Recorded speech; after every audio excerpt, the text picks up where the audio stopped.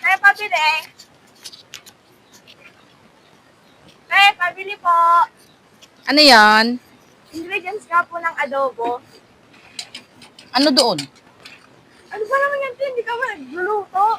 Hindi mo alam ingredients ng adobo. Hala, hindi ko naman...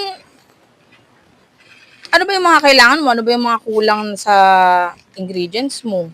Toyo, suka, sibuyas. Yun lang. Tapos magic sarap din po. Toyo, sibuyas. Pakabilisan te, kasi nagtitiktok ako. Ano pa? Wala na po, yun lang.